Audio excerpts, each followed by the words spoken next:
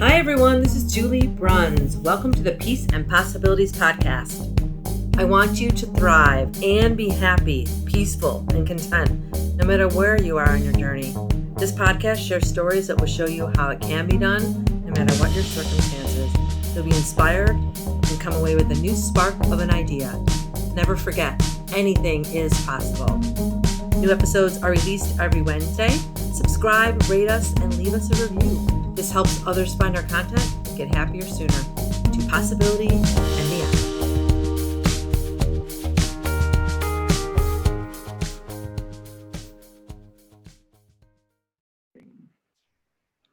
Welcome, everyone. Today, my guest is Emily Perelman. And Emily and I have never met. And that's not unusual for my podcast because I just reach out to people that I think would be fun to talk to. But Emily, I came across Emily when I was shopping at TJ Maxx. TJ Maxx. And I was looking for something for this new condo that we're renting, and I wanted it to be like white and bright and light. And I came across some cool artwork there. I could walk around the home goods section of that store forever. It's my dream. Like someone said, you have all day to do whatever you want. That would be like two or 3 hours of my day. And I remember seeing this cool artwork, and it was like, be positive, be kind. It was all really good messages. And then I look at the bottom left or right or whatever, and your name was on there, Emily Perelman. I'm like, okay, you looked young right away, which isn't good or bad. I just remember thinking, how is someone this young doing work like this that's in this big store? That was my first thought. My second thought was, oh my gosh, what else does she do? And I need to talk to her, and this is so cool. It's impressive when anyone's doing anything cool like that, spreading good light and messages out into the world. But when I found out that it was someone younger, I was just like, oh my God, this is so cool. I have to talk to her. So I reached out, and now here we are talking. So welcome. Thank you. Thank you so much for the warm welcome. That's so good to hear that people are getting excited seeing my work and TJ Maxx and those stores, because I've been licensing my work to be sold there for not a very long period of time, and it's very new to me. Really? As well, and it's very exciting for me because I also never thought that would happen, and it was just kind of I got reached out to, and it's very cool and very exciting. Yeah. How did you get reached out? So you're in school, you're in college. What are you studying? How did you get to do that now? So you're doing artwork for TJ Maxx by accident, or is it a side gig, or you're going to school for something else? What are you doing? Yeah, so I'm actually a psychology major at Boston University, and I'm minoring in visual arts. So I do have that art aspect there, and I'm getting to take a lot of really cool arts classes and fine arts classes, which is really, I feel making a more well-rounded education. Yeah. And as far as being in TJ Maxx, I actually licensed my work with another company who then sells to TJ Maxx. So I'm not doing it directly with them, but it's more so just getting into licensing my work, which is something that's also new for me, and is very I feel a lot of artists look to that as a good way to sort of make a passive income, and it's sort of just something another way to get your work out there. So that's something I'm excited to learn about. How did you even know about that? Have you been doing art your whole life, or is it something you just caught on in college, or? So I think I have pretty much been doing art my whole life. It's something it was always a hobby. I was always I was lucky enough to be able to take art classes when I was in middle school, high school. So that helped foster my artistic growth, I guess you would say. And then I did have a lot of passion and interest in it that I would do it on my own time. Over breaks, I would over summer, winter break, I would find myself doing just a lot of art and getting really into it and exploring the different ideas I had. So that's what really led me to know that I wanted to start taking these classes when I got to college. And then in addition to that, in addition to my artistic coursework, I felt I was kind of doing art also for myself. Because when I got an iPad, that really kick-started my ability to do art wherever, because it's really easy to just pull that out and start drawing, which is very exciting. So that sort of allowed me to start creating more on a daily basis. And also to just get away from schoolwork, because this started sort of when I was a freshman in college. So it was a really good getaway. And I think it's when I started sharing my art on like social media is when I started getting more like opportunities, when I started getting people reaching out to me for like licensing my work for commissions, that kind of thing. So I definitely think it's a combination of just like wanting to do the art and like putting your art out there is what can like help lead to different opportunities, because I never thought I would like have any of the opportunities I've gotten this like early, and I'm definitely super grateful and super lucky. Wow. Well, let me just say, first of all, it's not luck. It's not an accident. You know, you didn't accidentally do art and accidentally put it on social media and someone accidentally saw it. You know what I mean? It was intentional. You did art, you put it Yeah. out there, you like doing it. You're good at it. And what's luck favors the prepared is the big saying. But you know, people say, "Oh, I'm lucky" or "I'm blessed," and it's like, of course, you're blessed. Of course, it's awesome, and that's lucky that someone found you. But they didn't accidentally hear of Emily and then just go look her up and, you know, whoops, here's some artwork. You know, it's because you created it and you put it out there, and then you just figured, I'll just put it out there and see what happens. I love too that you said that you're doing it, you did it for because you liked to do it, and then you said you did it kind of like to as almost like as a side thing to kind of you didn't say heal, but like to kind of cope, or what's the word you used? Just like instead of school work, you'll just do Like this on. get What was away from it? schoolwork. I think I said like get away from the schoolwork. Yeah, get away. So it's like it's a hobby, and it's something to take your mind off the other things. Because I know I went to college and I worked through college, and you know, it's like you're always doing something, and it feels like you don't get to do anything fun. And so it's like you're kind of like almost like a meditation. But it's awesome that you can take it and help other people to feel like really good. What was the one I saw? Is there one called Be Positive or? Yeah, I think it was like, oh my gosh, I'm forgetting the exact phrasing. It was like Yeah, something positivity. I should know. yeah. Um, I took a picture of it, so maybe yeah, I'll put it on your thing when I post the podcast.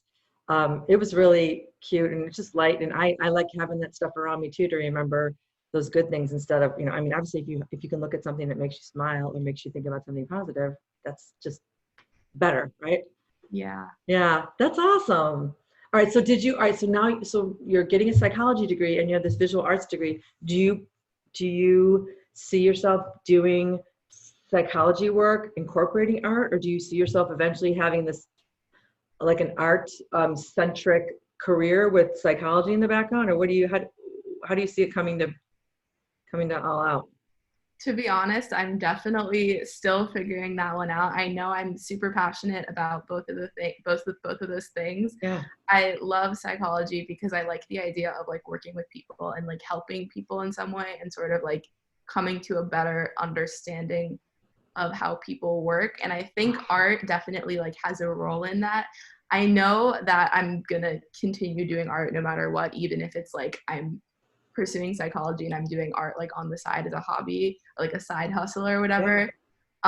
But it would be cool to see how I could combine them. I know there's different things, like there's like art therapy, and there's all these different things, and definitely psychology comes into play with like design and art, because like how people think when they look at things. Of course. So that's also interesting. But yeah, I'm still weighing my options. I'm still trying to just like get experience in both of the fields and Yeah. see like where I lean, I guess.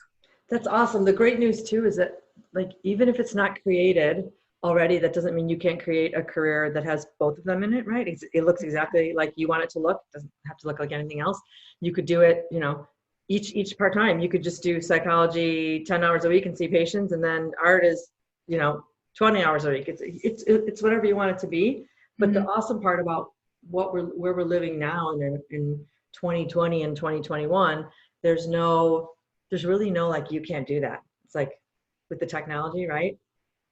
Especially now with psychology, because it used to be like, well, unless you had a private practice and you went and saw patients or whatever, now you can do things on the internet like this, and you can Mm-hmm. promote your art like this. So the sky's the limit. I say that's awesome that you're trying to figure it out. And I was going to make a joke like, what do you mean you don't have it all figured out? You're not even done with college. No one Yeah. does. I didn't even have it figured out till I was in my late 40s. So don't feel bad and don't feel rushed. I would just say keep looking at all of the cool ways that it can be done. So instead of saying, and this would also be my advice. I know this is not an advice show, but I would say like if there's people being like, how are you ever going to do that? look away from that person and then go look at someone that says, "Ooh, how can I help you brainstorm ways to do that?" Because there will be people that say those don't go together at all. But my first thought was they totally could go together. But just keep going towards the people that are encouraging you to figure it out. Because there'll be people that like, well, that's never been done before. Oh, okay, then it's never going to be done, I guess. That's not how it works, right? Yeah, that's great advice. Thank you. Right? Like just, and I have kids that are one of my our younger sons. Just he's in his first year of college. Our other one graduated last year. But don't, especially other people your age that are trying to figure out their life. They're asking their parents, and maybe their parents don't know, or maybe they don't have good friends, and they're just kind of like going along with the flow. And even if it's people that don't really have what they want, they just kind of like, okay, I'll just do this. And that's like the biggest mistake. Like go towards the other people that seem to be doing what you want or have what you want, and then emulate them. Don't go to Yeah. the other teenagers who still don't know anything and then ask them what you should do, unless they're super great friends that want the best for you and want to help you figure it out. So that's my 2 cents. Okay, let's talk about, so now that let's talk about the question about finding a meaningful career. So I know that you don't have your career yet, but you love art and you Mhm. love, like you said, you love psychology, and you know that you want to learn more about both of those things. What would you tell someone in high school, or even someone a little bit older who's already graduated college and they're like trying to figure out what they want to do and they still don't love anything and there's nothing that they find meaningful? What would you say to those people? Yeah, this is definitely something I like think about every day, and I'm like definitely like constantly trying to grapple with like how do you find like meaning in your career? How do you find like meaning in like what you're doing on a day-to-day basis, all that stuff. And I feel like what I would say is like when you're trying to like find that meaningful career, like don't like limit yourself, like let yourself have all those different opportunities and like don't really wait for opportunities to come to you, I guess. Like you need Mm, to like try and seek them out. You need to be like, oh well, that seems cool, like how do I get involved, like that kind of thing.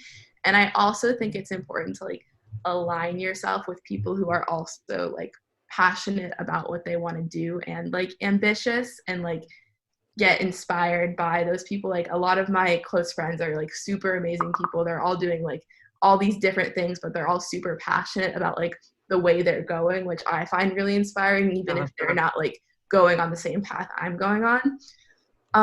Yeah, and I feel like it's hard for me to give advice on how to find like a meaningful career as I am still like on my path to that. But I just think like staying grounded and not necessarily like attributing like all of your happiness and all of your worth to like a single thing you're doing, and like recognizing that like your worth can be in like many different places. ooh, I like that. Yeah. Your worth can be in many different places. It's a really important point too, because some people think, I know, just because my kids are that age, it's like you study one thing, you get that job, and like that just defines everything you do. And it doesn't have to. Maybe it is, if Mhm. you like it enough, then it's going to be a great career. And then you have these other hobbies on the side. And maybe, like you were saying, it's a side hustle, or maybe it's just something that brings you joy. And it's a hobby that you enjoy doing and takes your mind off things. It's healthy for your mind and body. And that's fine too. Like it doesn't have to be just one thing. I'm so glad now. I think this is one big lesson from this past year and the whole pandemic is that it doesn't have to be a certain way. Everyone's like, you get up, you commute to work, you go to the office, you do this for 8 hours, you come home. It's like, it doesn't have to be that way. It never did, but so many people were doing their life that way that everyone thought, well, that's what success looks like, and that's what I need to do to get there. And it's like, it doesn't have to be that way. We all have the same opportunities pretty much in this country anyways, and we can figure out some other kind of balance. I love that you are smart enough to, and you have good friends that are ambitious and passionate and inspiring too. That means you're hanging around with the right people, and it's smart. You must have great parents too, because of the people that know to be around those kinds of people to get them where they want to be, instead of like people that are kind of taking you down. That's not the way to go. So that's really good advice. I love Yeah. that. So let's talk about, so when you were growing up, um, what did your parents tell you, or what kind of advice did they give you? And is there anything that you wish now that you're in college? Are you almost done with school? Or how far along are you? Yeah, I have about 1 year left, so I'm like a junior, but I'm gonna graduate a semester early. I have like, Oh, cool. Wow. yeah. So now that you're at the end of that, I don't know if you're going to go on to do more school with psychology or not, but is there anything like looking back that you wish you would have learned a little bit earlier, earlier in your college career or in your life that your parents taught you or something that you discovered on your own? Yeah, like you were saying before, with like people sort of just like following a certain path because it's like comfortable and maybe all their friends are doing it. I feel like definitely like when I was in high school, I really just kind of did like what I felt like I was supposed to enjoy, but I don't think I like had the passion for and like the ambition with that art that I currently do now. And it's hard to tell someone like, oh, like just like get more passion or like get more ambition. But I think you have to like not sell yourself short when you're like going like when you're in high school, when you're like going up to your college career. You have to like just look at like I was saying before, like take advantage of like the opportunities around you and not just like doing as many like extracurriculars as you can, because I think that can also be like counterproductive, but like try to like really think about what could make you passionate and what could like make your life like in that moment feel more fulfilling, and like try and go down that path. And I guess that's something I wish I had more like insight on when I was younger, which is hard because you can't expect to have all the insight all the Right, time. right. But I wish I had been more conscious of like the opportunities surrounding me and the people surrounding me. And I wish I had like kind of expanded my bubble more, because I was like pretty shy and pretty independent in high school.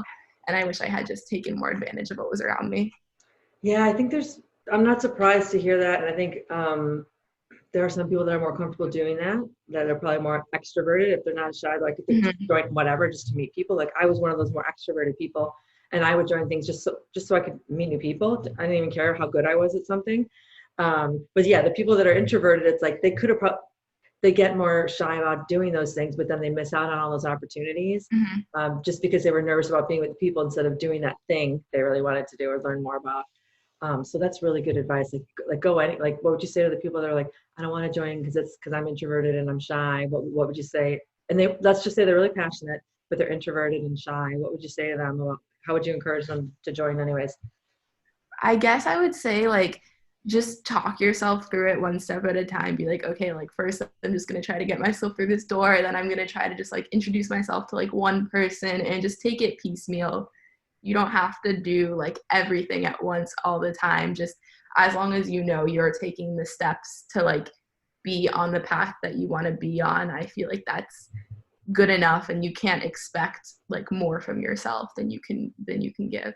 That's great advice. I love that because you're right. One step at a time, it's way less overwhelming. It's like that with anything in life. Even at my age, 51, it's like if I thought about, I just finished my first book. If I thought about like writing a book and sitting down, like how am I going to do that? It's so much effort and time and chunk. No, anyone would walk away from that and say, well, that's way too big of an undertaking. It's overwhelming. But if you say, well, I'm just going to write one line. My one friend, I'm trying to talk her into writing her first book. I'm like, just sit down and write one sentence, one paragraph. It doesn't have to be like, I'm going to go write in my writing room for all day long. And I can't wait to see what I produce. It's like, no one's successful when they do that, right? Same Yeah. thing when you're younger in high school. If you just said, I'm going to join every club and it's going to be awesome. I'm going to meet great people and I'm going to be great at everything I do. Well, who would join? It's unrealistic. And when you break it down and say, just take it one step at a time, meet one person, walk through the door, smile, do one little thing um, in that group, that's so much of an easier way to look at it.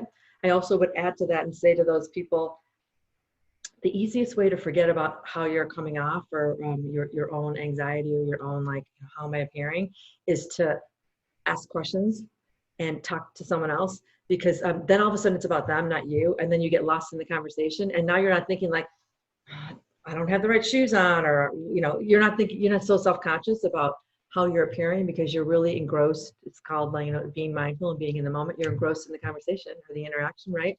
And then all of that goes out the window and now you're being yourself. You're more relaxed. Mhm. And guess what? People are attracted to that and then they want to spend more time with you because you're more interested in what they're saying. and it's genuine.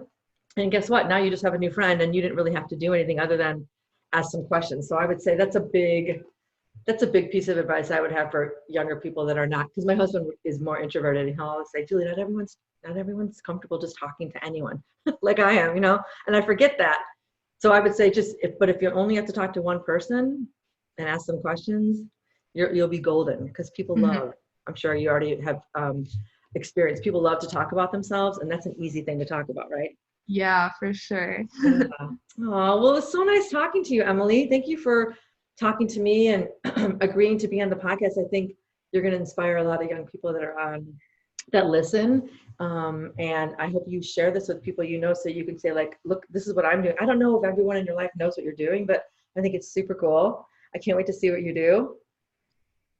Yeah, thank And you you're so much. Thank you so much for having me. It was great to talk about all this, and I definitely feel like I learned some new things, which is always exciting. good. And I can't wait to see what you do. Please keep me posted. And I just know you're going to do great things. And it's really inspiring for me as a person who's raised 2 kids already to know that there's people like you going out and doing, like, making the world a better place with your own talents, because that's what we need. We need more people doing that so that people can be smiling more like you are, right?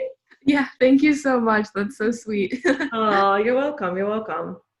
All right. Well, thanks for joining. Take care. And I can't wait to see what you do. I'm really excited to Thank you. watch You your as career. well. You're welcome. Take care. Bye. Bye.